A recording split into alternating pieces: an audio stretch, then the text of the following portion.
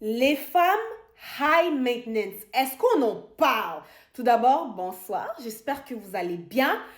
Écoutez, je vais faire ça short and sweet. Ma vidéo de ce soir s'adresse à mes papichulos, à mes bogards, à mes petits dieux, à mes soldats, à mes, je sais pas moi, à mes généraux. Franchement, les mecs, la vidéo de ce soir s'adresse à vous. Vous savez comment moi, ici, sur cette plateforme, je vous love, je vous kiffe. Il n'y a pas de man bashing ici, d'accord?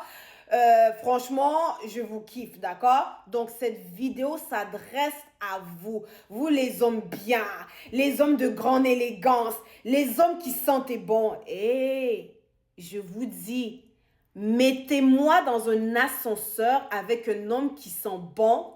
Dégâts!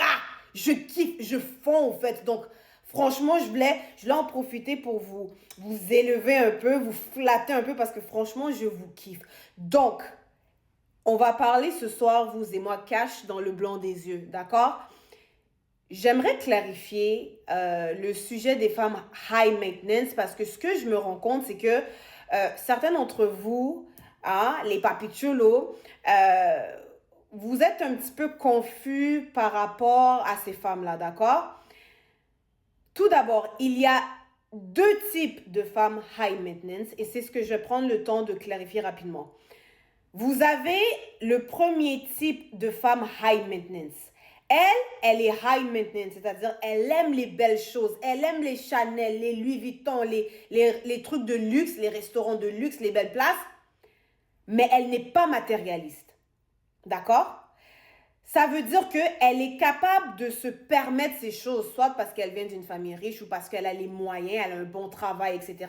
Elle est capable de se permettre de belles choses, mais elle n'est pas attachée au matériel. Ça veut dire que si demain elle perd tout, elle est good, d'accord?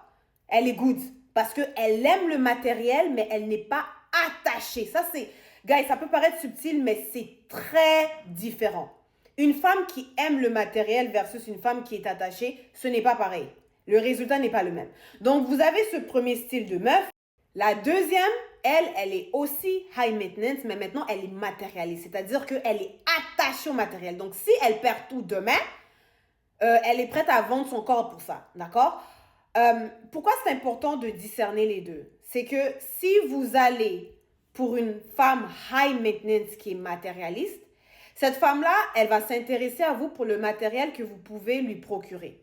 Si vous épousez ce style de meuf, ça veut dire que si demain, le malheur vous arrive et que vous perdez votre matériel, elle, vous allez la perdre aussi parce qu'elle s'est intéressée à vous pour le matériel que vous pouviez lui procurer. Donc, si demain, le matériel n'est plus là, comme elle s'attache au matériel, ben, elle aussi, vous allez la perdre.